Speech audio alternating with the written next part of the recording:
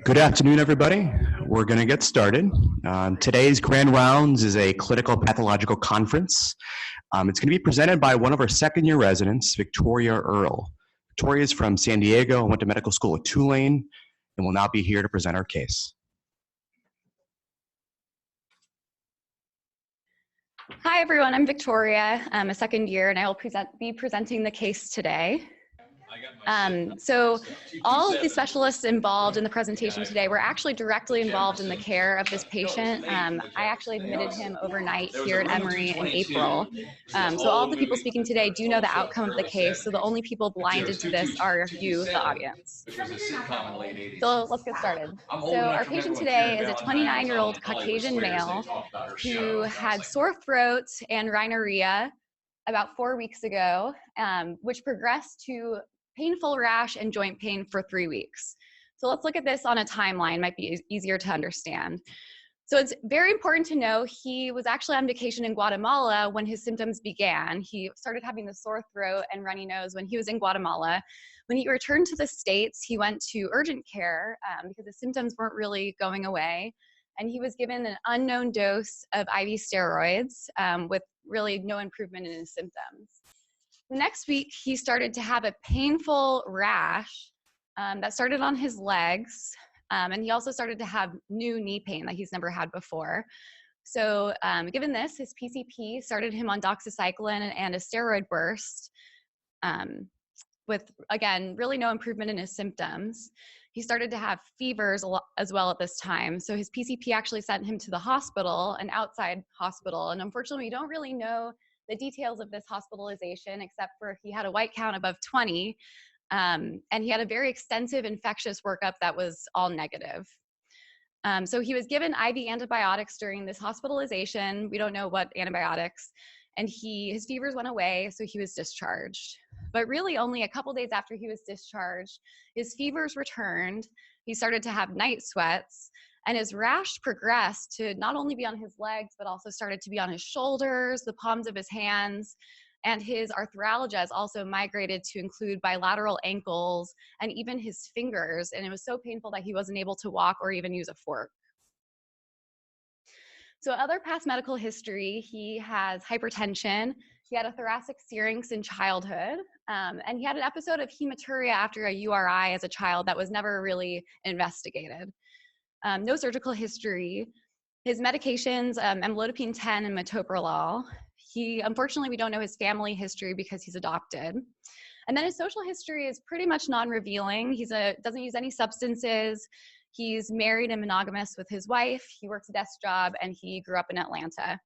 So I'm sure you all want to know some more details about his trip to Guatemala. So pretty much it includes every exposure you could have while traveling. So he was hiking in forests, swimming in lakes. He had extensive animal exposures to pigs, birds, monkeys, cows, and turkeys. He stayed with his wife's extended family. His wife is Guatemalan. But he did manage to only consume bottled water even when brushing his teeth. So let's get to the objective data. His blood pressure was 143/81, heart rate 98. He was saturating 100% on room air, and his temperature was 37.7.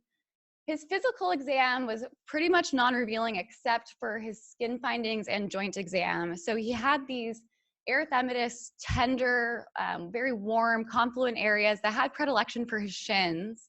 But he also had some isolated lesions around his thigh, his right elbow, and both of his palms. And then his joint exam, both of his ankles were very swollen, had limited range of motion. He even had a very swollen right elbow and his right second finger.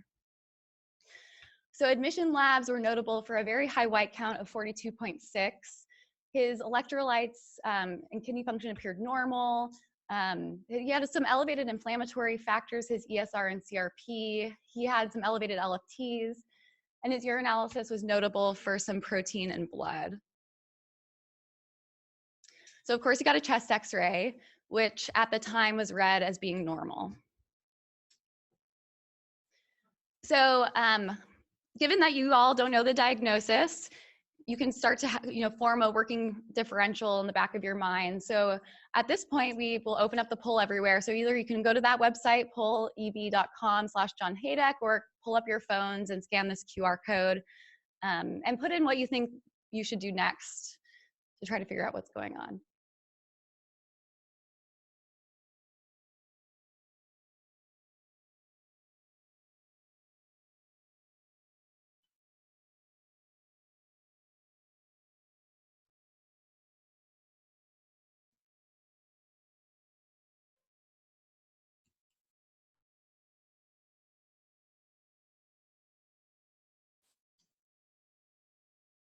Yeah.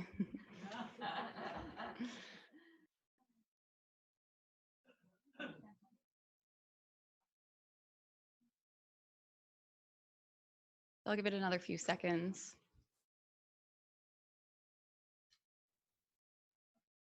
All right. At this point, given what we know, what is your working diagnosis?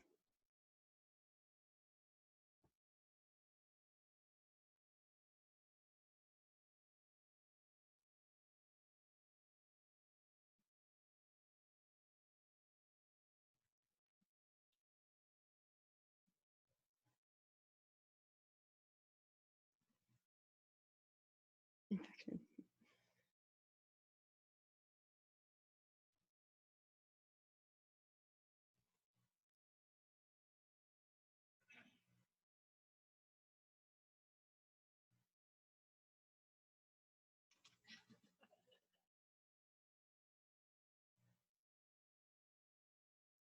All right. So we really thought that using his rash could really help guide our, clinical reasoning for this patient. So we decided to consult dermatology first, but of course we also consulted ID given his travel history, rheumatology given his arthralgias, rash and fevers, and nephrology because of his potential glomerular nephritis.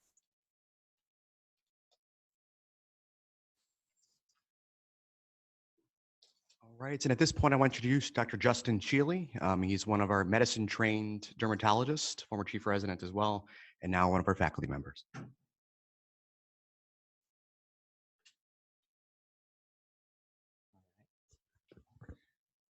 So I think I'm live, maybe not.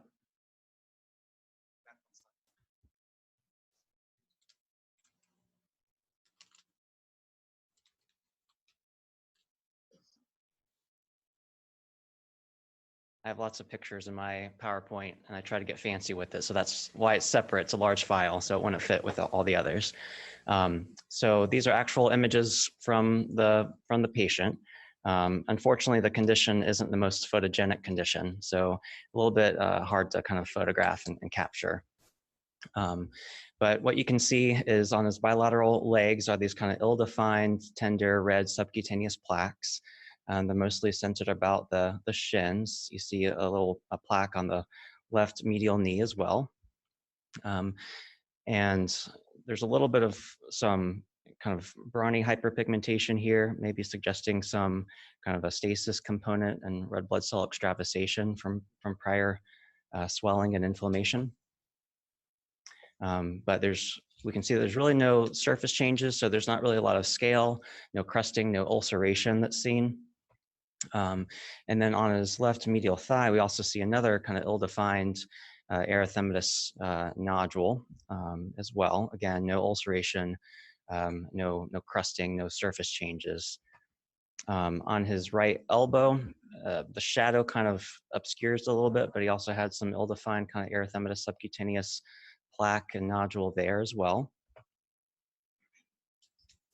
And again, this condition doesn't photograph that great because it's under the skin. It's a paniculitis. So all these findings and features with the kind of poor definition, you can't really tell where it starts and stops, the erythema, the redness, the tenderness underneath the redness and tenderness to palpation is consistent with a paniculitis, so inflammation of the fat. So the approach to paniculitis depends on a couple of different factors. It depends upon the anatomic location, so where the plaques are located. Also, histopathology, which sometimes is pursued in cases that may be ambiguous, and that can help delineate the etiology of paniculitis, and then also kind of the trigger or sort of the overall kind of underlying conditions associated with the condition, with the patient's history. So going first with location. So different forms of paniculitis have different areas, body areas of predilection. So I'll kind of march through these. Lupus can cause paniculitis. So a subset of lupus can result in inflammation of the fat that tends to have predilection for the cheeks, the proximal arms, the chest, the proximal thighs. Of course, erythema nodosum has a predilection for the anterior shins. Whereas erythema induratum, or also known as nodular vasculitis, usually a result of some sort of infection like a tuberculosis or non-tuberculous mycobacteria, is kind of like the reverse of erythema nodosum. It tends to affect the calves. Alpha-1 antitrypsin deficiency associated paniculitis tends to involve the hips, the buttocks as well. They tend to have these kind of draining sinuses and nodules. And then lipodermatosclerosis, which is far and away the most common form of paniculitis that you guys have seen, that we all see, tends to affect kind of the medial legs. So where that column of water is kind of under greatest hydrostatic pressure because of the great saphenous vein. So different locations kind of speak to or imply different forms of or etiologies of paniculitis. In terms of histopathology, this is an simplification, but we kind of sort of branch into septal, predominantly septal paniculitides and predominantly lobular paniculitides. So septal, the sort of characteristic septal paniculitis is erythema nodosum. It tends to involve this fibrous band that kind of connects from the dermis into the subcutis and divides the fat lobules. There are other forms of septal paniculitis as well. Nephrogenic systemic fibrosis related to gadolinium exposure is a predominantly septal paniculitis. Also morphia profunda tends to be a predominantly septal paniculitis. And the venules sort of occur within the septa. So any sort of venulitis, any inflammation of the venules will tend to cause septal inflammation. Whereas lobular inflammation, which looks a little bit more like kind of chicken soup and kind of the oil droplets in the chicken soup, that tends to be most other forms of paniculitis, like infectious paniculitis, vasculitis, so polyarteritis nodosa, ANCA-associated vasculitis can cause kind of a lobular paniculitis, among others. And so as far as etiology goes, kind of march through a couple of different causes or actual subtypes of paniculitis. So lupus paniculitis, we kind of discussed. Patient may or may not have a positive ANA. It tends to be one of the less commonly associated types of lupus that doesn't have an ANA. Again, tends to affect the face, the arms, the thighs. So these are actual kind of patient images of these different subtypes. Patient with a kind of a myeloid malignancy who has high spiking fevers, peripheral leukocytosis with left shift, with kind of tender ill-defined plaques on the thighs, can consider subcutaneous sweet syndrome in the absence of infection, of course. If there is kind of constitutional symptoms, night sweats, weight loss, and on biopsy, you see these kind of atypical or bizarre appearing cells, you can consider subcutaneous paniculitis like T-cell lymphoma. So you can see here kind of this fat atrophy of this patient's kind of deltoid. This has significant clinical and histologic overlap with lupus paniculitis, but a type of lymphoma that presents as paniculitis. Of course, infectious paniculitis. This one wasn't proven to be infection, presumed. The cultures never grew out anything, but patient status post bone marrow transplant, still awaiting count recovery. His history of AML and these kind of ill-defined, more purpuric nodules on the lateral leg, more purpuric because her platelets were really low from the chemotherapy. Lipodermatosclerosis, so the kind of brawny, sort of verrucous or elephant-like skin on the bilateral shins of this patient who ended up having alpha-1 antitrypsin deficiency induced cirrhosis. He presented to Midtown with these skin changes and had alpha-1 antitrypsin deficiency. diagnosed at the same time. And then pancreatic paniculitis. So patients with pancreatitis can rarely get a form of paniculitis where the different proteases are kind of deposited in the tissues and cause paniculitis and breakdown. They tend to have polyarticular arthralgias and fevers. And there's actually a case at Midtown right now with a gentleman with pancreatic paniculitis. So those are kind of the different etiologies of paniculitis. And so with this guy, with the polyarticular arthralgias, the fevers, the predilection for the shins with some involvement on his elbows. I think his form of paniculitis was fairly classic, fairly consistent with a particular condition, but we went ahead and biopsied this nodule on the left medial thigh. We only got like one kind of little piece of the septum, so it was kind of non-diagnostic, non-satisfactory, but importantly, didn't see any evidence of what looked like a neoplasm, didn't see any evidence of vasculitis, or sort of features that you might see with connective tissue disease. So kind of a mixed septal and lobular paniculitis was what was seen. So we ended up diagnosing this gentleman with erythema nodosum. So erythema nodosum is characterized by these kind of tender, ill-defined subcutaneous nodules that tend to not ulcerate, tend to not have any sort of surface changes like scaling or crusting. They almost universally show up on the bilateral pretibial shins, but they can also show up, as in our case, sort of higher up on the thighs, the elbows, rarely on the trunk, usually never really affect the face. And then they bring with them sort of constitutional symptoms of fevers, arthralgias, and just kind of malaise as well. And so when you make a diagnosis of erythema nodosum, you might want to, mic drop, step off the stage, walk away, you're done. Not really. So erythema nodosum is basically a reaction pattern. So you don't stop there. So it's a hypersensitivity reaction due to some other cause. So similar to leukocytoclastic vasculitis, it's a sort of common phenotypic reaction pattern due to some other trigger, similar to pyoderma gangrenosum, similar to a lot of other processes. So erythema nodosum is basically a symptom or a sign of some other underlying process. And so most commonly, this is due to some sort of idiopathic cause. So 50%, sometimes 33% are idiopathic, so we don't really figure out the reason behind it. But of the reasons we know, streptococcal infections tend to be the most common. Of course, these sorts of infections will vary based upon geographic location. Other infections like Yersinia, Campylobacter, Shigella, coccidiomycosis can trigger erythema nodosum as well. Certain medications, commonly oral contraceptive pills, then also sulfonamides, cephalosporins, penicillins. So the characteristic kind of antimicrobials that cause a lot of drug reactions can also cause erythema nodosum. Inflammatory bowel disease can also present or be associated with erythema nodosum, more commonly Crohn's compared to ulcerative colitis. And then also sarcoidosis can be associated, and they might also have splenomegaly, fevers. In general, when erythema nodosum shows up in association with another condition, it tends to have a good prognostic kind of implication as far as the patient's recovery. That's it.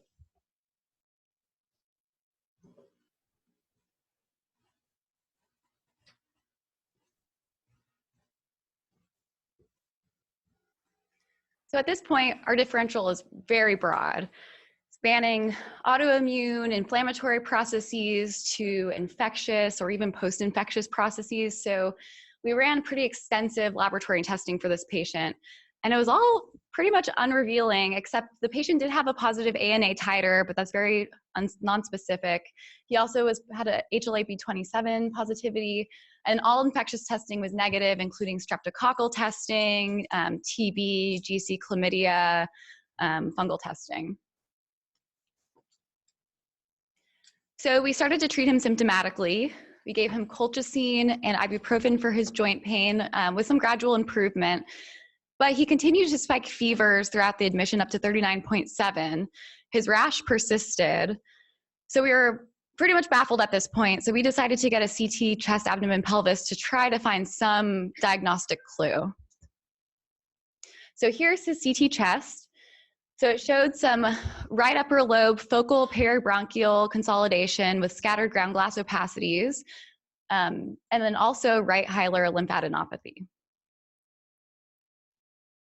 So this is a 29-year-old man presenting with fevers and migratory arthralgias who's found to have erythema nodosum and hilar lymphadenopathy. This is the classic presentation of Lofgren syndrome. So Lofgren syndrome is an extrapulmonary manifestation of sarcoidosis. It is characterized by the classical clinical triad of hilar lymphadenopathy, erythema nodosum, and migratory arthralgias. Can also have high fevers. Approximately 15% of these patients only 15% have elevated ACE levels, and you'll remember our patient did not.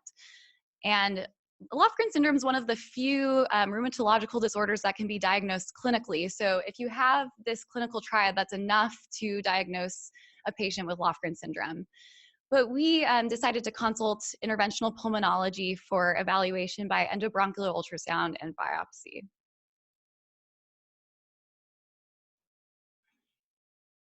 At this point, I want to introduce Dr. Garner. She's one of our pathologists. And one thing I'll point out, realize we're only 30 minutes into the case, so there may be a twist. Good afternoon, everyone. So we're going to start with the skin. And here you can see the epidermis at the very top, and the dermis in some of the adnexa is a hair follicle. And you can see that there's very, very little inflammation. Obviously, in one picture, you don't fit the fat, but there was a little bit of fat. And in that fat, you can start seeing some inflammatory infiltrate around the adipocytes, though they don't seem to be extremely, it's not huge like the photo that was presented earlier. Now, when you go to one of these areas, you can start seeing some PMNs. There's like one EO in there. So, you know, that's what we had. We just had paniculitis, as it was mentioned previously. There wasn't no etiologic agent found in this biopsy. Now comes the endobronchial biopsy, and here, this picture here, you can see this photograph here, you can see the bronchial epithelium, and in that bronchial, after the bronchial epithelium, you can see the submucosa, and there's a lot of inflammatory infiltrate. Most of it is PMNs. There's a few, there's a little bit of mononuclear cells, but it's primarily PMNs, special stains, negative.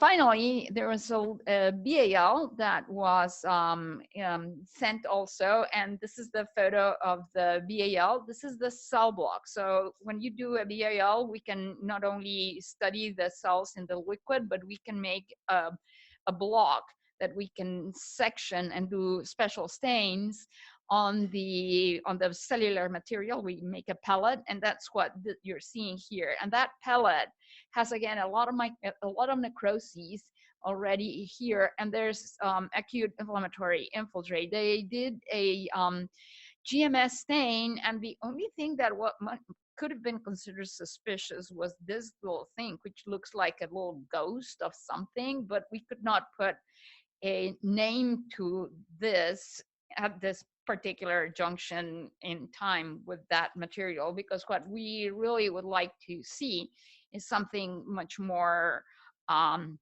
typical, which would be something like this, where you have a little endospores in a sphereal, but we didn't see any of that. Fortunately, this material was also sent to the microbiology lab, and in the microbiology lab, we had several colonies of this fluffy material that you can see here, which is basically a mold, and it's a white mold. So when we find white molds, we really don't try to do the minimal possible, because we don't want to contaminate much. But if we had done a lactophenol cotton blue, which we didn't, because now we go directly into the MALDI, and I'll explain what the MALDI is in a little bit. If we had done the lactophenol cotton blue, we would have been looking at something like this, which is the arthrospores of this microorganism, which happens to be coccidioidomycosis. So in this particular case, they took a little bit of the material from the colony, put it on a slide. That slide, there's a matrix on that slide. Then they let that slide dry, and then they put it in the inside of this contraption that we have in the microbiology lab. This is called a multitoph. So you put the slide in there.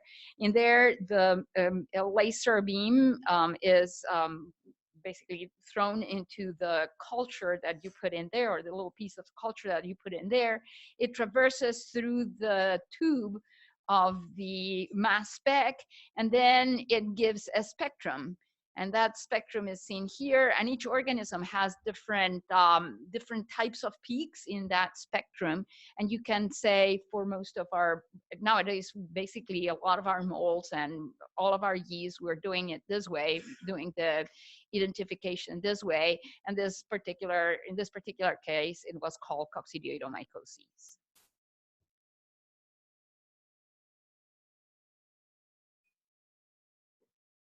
And at this point, I'll introduce Colleen Kraft. She's one of our infectious diseases faculty.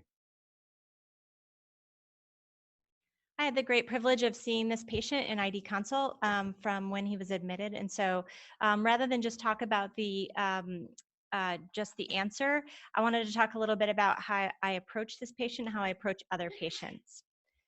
So this is really my favorite type of infectious disease consult. You have somebody with minimal past medical history. Maybe I shouldn't say favorite because, you know, don't want anybody to think they're favorites, but so they have really minimal past medical history, but they're coming to you with a syndrome. And really, it's something that you need to figure out, right? So it's so clear that it's a mixture of something. And often what we try to do is bring everything together under one diagnosis. So this individual certainly was that person that we were really looking to find the answer, because we felt that the answer was going to tie everything together. And it certainly did at the end. The other thing with this individual is they have an interesting history, such as travel or exposure. And sometimes this is used very highly in how we pursue the diagnostic schema, for instance, or in my case, I sort of ignored it, but it's going to become important. So I have tried to make my approach more objective and teachable. It's been hard because I'm not sure I can really define how I try to think about patients clinically. I've tried, as I've been a physician longer, to understand where my pitfalls are for diagnostics and where my anchoring biases are. So I really think of how I approach a patient as using a mental model. I read the book Smarter, Faster, Better, and it's got a really interesting chapter on two pilots who use mental models, and one of them, the plane crashed, unfortunately. The other one, their mental model helped them save the flight. And so we're not quite in that level of duress when we're seeing patients, but I would say it's really important for us to understand how we approach things objectively. So that you can, if you Google mental model, there's like a zillion of them, but what I try to think about is sort of my pretest probability for what the patient's going to have, or what I think they're going to have. And so what I expect from the electronic medical record, or what I hear presented to me on teaching rounds, for instance. And then I have in my mind sort of what that person should look like, or their exam should be like. And then when I go into the room and I talk to the person, I take a physical exam, I'm actually using that to sort of reinforce the story that I already believe, or maybe the diagnosis that I already think. And so if something isn't quite right with that story, I end up spending a lot more time trying to understand like which part of it doesn't fit together. And then I also, obviously, diagnostic testing is a big part of what we do.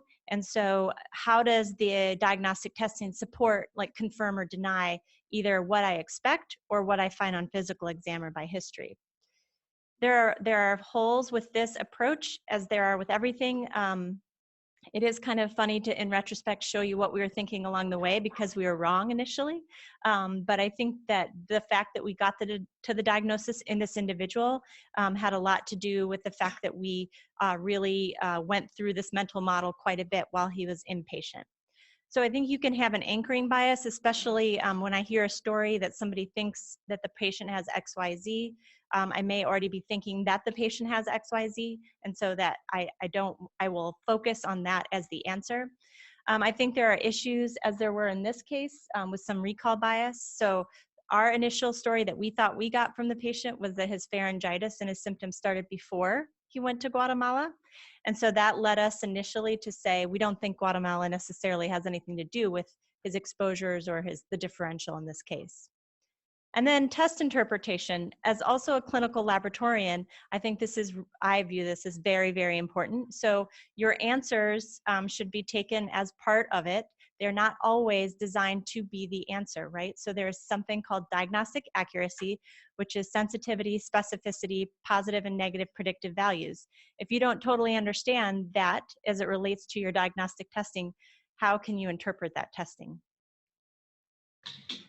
So what I do is I write down the syndrome. I write down every part of it that I think could be some of it. And then I try to say, all right, which one of these things is going to tell me the most? And so sometimes I will look up the differential of each one separately, see if there's overlap. That's like probably my 8-year-old's approach to the differential diagnosis. But so which one of these is more likely to give me the answer? Which might have the shortest differential that I can explore the quickest?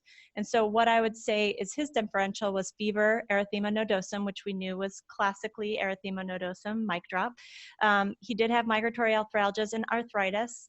He did actually also have microscopic hematuria, splenomegaly, and he had leukocytosis and thrombocytosis, which I put down there because I kind of cared about it less. I thought that is really something that was just a byproduct of everything else that was going on. It wasn't going to kind of pull me in one direction or another.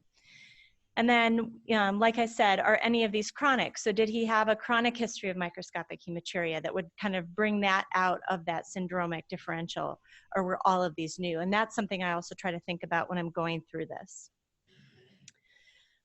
So our differential changes with our laboratory results as it really did in this patient. So initially, we were even throwing down things like rheumatic fever or post-strep reactive arthritis. He did have pain that was responsive to NSAIDs. Was that more in favor of one or the other? These are very kind of ancient criteria, so we weren't trying to put too much stock in responsiveness to NSAIDs. Could he have a post-strep reactive arthritis? The ASO was negative. That's not the most sensitive, but certainly with the anti-DNase being negative, that sort of put that away. This was an individual that we didn't talk much about in the history that had a dramatic story from his mother about his reaction to penicillin. So as a 29-year-old had really never been given penicillin. So we also fixed that while he was inpatient and gave him a quick challenge to make sure he could no longer need to have that penicillin allergy and he's not truly penicillin allergic. But that's what kind of made us think about strep, as maybe it had not been treated because he'd just gotten steroids before. Then there became sort of the twisting of the syndrome into focusing on the hilar lymphadenopathy, which we didn't know initially, and that we had quite thoroughly ruled out many infectious causes. So, however, with the Lofgrens, it kind of took the microscopic hematuria out. And then, there's still sort of a puzzle. For myself as an infectious disease physician, it's always hard for me to have the final answer be like sarcoid, because I'm not quite comfortable with that as my own specialty. But certainly, because we felt like we've been quite thorough, we thought that could be the answer. So the diagnostic procedure that Dr. Warner discussed was done, and the BAL grew 1 colony of mold. I just put this up here because David Krakow called me and said, there's a colony of mold growing, and I was like, who cares? It's just a colony of mold in a healthy individual. So when is 1 colony of mold significant? Well, for sure when it's coccidioides. So coccidioides is never part of the normal microbiota, and identifying this basically is definitive evidence. I really want to hand it to this team. I mean, this is one colony of mold. And so this is a pretty, I think it's lucky for the patient that we got this, but this was something that I think could have easily been foregone, right? A bronchoscopy is an invasive thing.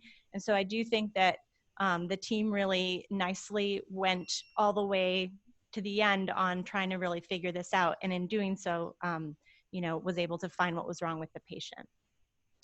I will say that a colony of mold in a healthy person that ends up being nothing is not significant.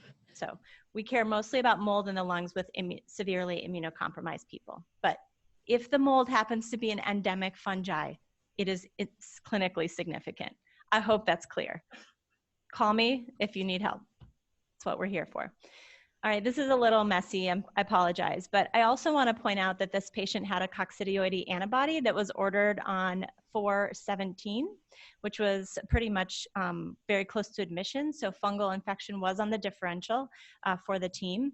And so I want to point out to you that we got the colony of mold growing on 12 days later. And so some of that has to do with how slow things grow, and also the fact that the bronch happened, you know, at least a week maybe into the admission. So had this been positive on 4/17, that would have been really helpful, right, to this case. So why wasn't it positive? So there's a number of different reasons. It could be the development of antibodies regardless of the testing type. It still might lag behind the illness. And I can't remember, I think we were 3 or 4 weeks in by the time that they got the antibody testing, looking at David or Victoria. But I also want to point out that this was an immunodiffusion testing that was performed by ARUP, which is a send-out laboratory, and they measure the 2 precipitin type antibodies and complement fixing antibodies. These are actually less sensitive than like the normal coccidioides antibody, or antibody, but more specific. If you really think that endemic mycosis is high on your list, you can also do antigen testing, which we usually send to Mira Vista. But you may have to do repeated serologic testing. And this happens a lot with all sorts of serologies, not just fungal serologies. So the way that I figured out where it was done and what type of testing was done is I looked under the comments on the test. So I just want to remind you, this is a clinical pearl from a clinical laboratorian, that you can find the type of testing that we're doing and sending out and where we're sending it out under the comments. So the result is here and it says none detected, but if you go under comments, you can learn more about it. This is part of your repertoire when you're thinking about the data that you're pulling in, right? So if you're doing a test and you look up an up-to-date that it's insensitive or non-specific, you might say, maybe I need to order a different test, or maybe this isn't the most sensitive test, or wow, this is a really good test and this is helping me really rule this out. And so I just want to say that that's how you gain kind of traction to use that data in your clinical diagnostics.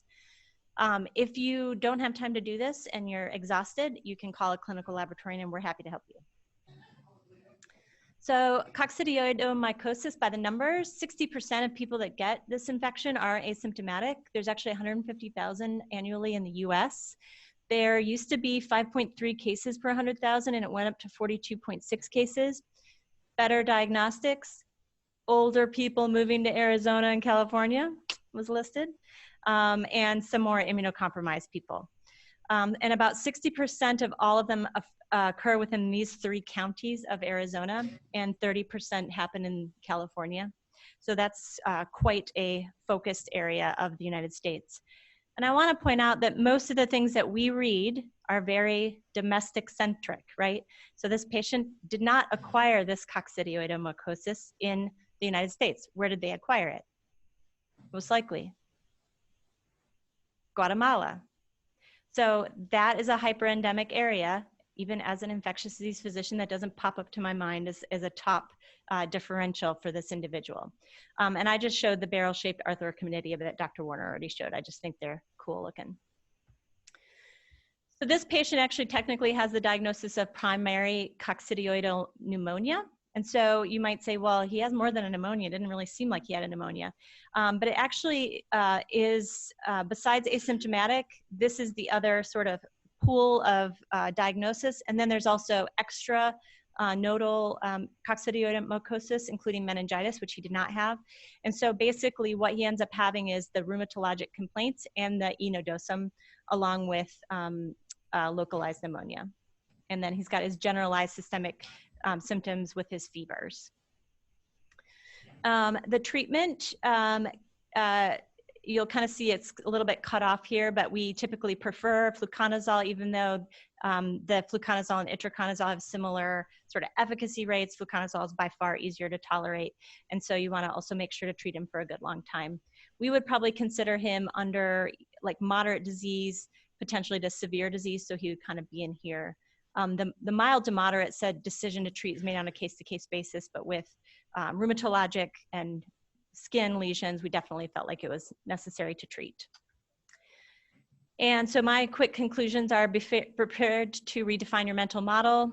I think the thing that the team did really well was they went to the tissue and went to the hilar lymphadenopathy to get a part of it. I think knowing the limitations of our data, so the coccidioides antibody was negative, but that probably was likely due to just it was too close to the infection, or maybe it wasn't sensitive enough. And then always thinking about fungal infections outside of United States locations are the things I took away from this case. So is it question time?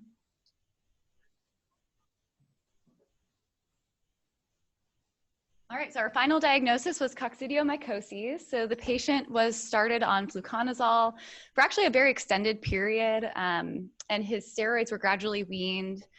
As of now, his symptoms are improving. He still has some symptoms, but he's finally returned to work and to his golf games.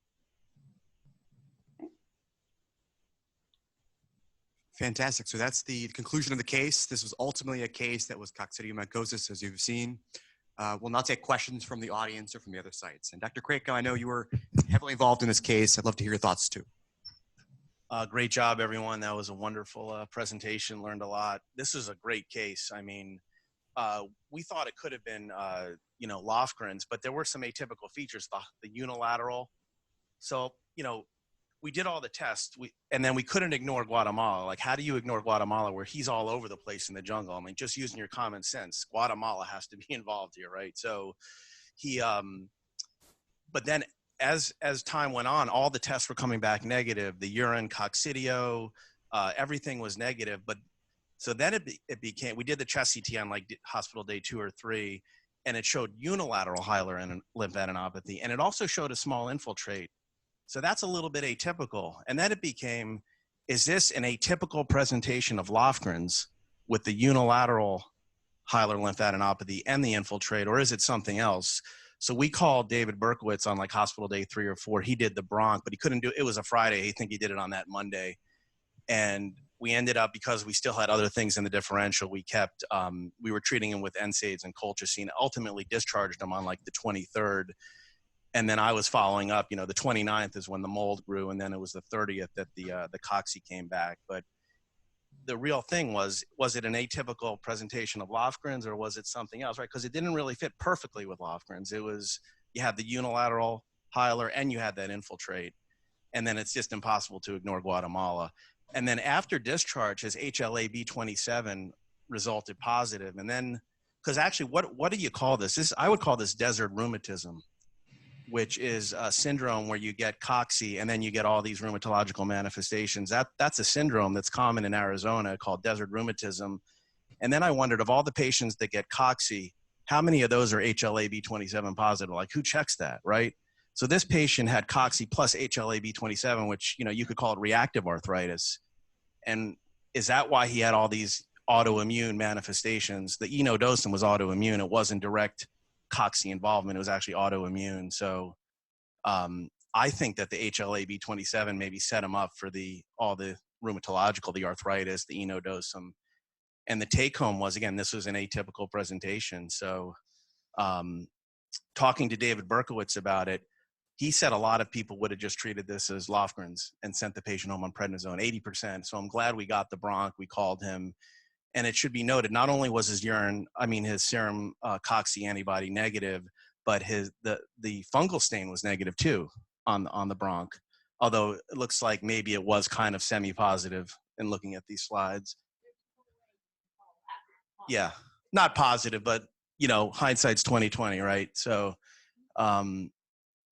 but anyway. I've been following him along in Emer, and he is doing better, as Victoria said. He was able to play 9 holes of golf, but not 18. He still has profound fatigue, but he's on fluconazole 400 a day and prednisone, I think 5 BID or 5 a day.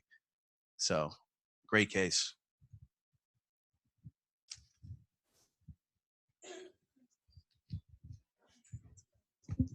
I just want to take exception to the assumption that this could have been atypical Lofgren's.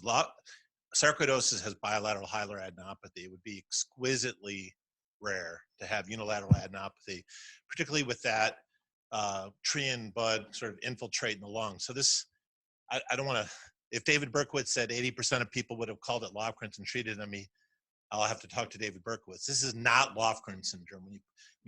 Sarcoidosis just doesn't present with asymmetric adenopathy like this. Or at the very least, that you should absolutely disprove every other possible cause of infiltrate and focal adenopathy before you call it sarcoidosis. No, I understand. So I just wanted to, for people to say, well, is this Lofgren's? 80% of people would have treated Lofgren's. I disagree with my young colleague in my division. Okay, no, I'm not trying to stir it up, but what I'm saying is the take-home message is that sarcoidosis does not present with asymmetric adenopathy in the hilum. It just doesn't. At least in our literature and my experience. So I always, when I think of cocci, I always think of desertic areas, place where there's a desert, there's no water and trees and, you know. And to me, when I think of Guatemala, I think of rainforest. So to me, it's really interesting to think that it's hyperendemic. But then when you start looking at certain areas in Guatemala, and maybe some people that have more experience in Guatemala can say, yes, there are deserts in Guatemala. I know that in Mexico, where I am endemic from, I guess, all the northern part, all the way almost to Mexico City, there is a huge amounts of deserts there. So you can have cocci very easily there. I know in Colombia, which is also a very green area, there are certain areas, there are certain pockets of desert. So that to me was very interesting to find out it's an endemic area. So great case. Well, thank you. Excellent case. Thanks for the persistence in making the diagnosis. I had the same kind of question about Guatemala, which I don't normally think of, from my perspective, as endemic for cocci. I know there's, maybe Colleen has some additional information on the distribution of cocci in Central America, for example. I had a question about the serology. The serology was negative. Was the serology repeated? You think the steroids which he was receiving intermittently before he came in had some influence on the serology? Any comments on either one of those? Yeah, I think that's a good point. I think it's possible the steroids beforehand could have affected that. It's also possible, I mean, it was not that one colony can tell you really the true burden in an individual, but it's also possible while I do agree it was desert rheumatism, to say that was on one of my slides, but I'm not sure how systemic it was yet. So we've seen this a lot where people pneumonia, and it's not systemic yet, and the serologies can be negative initially until it's more severe.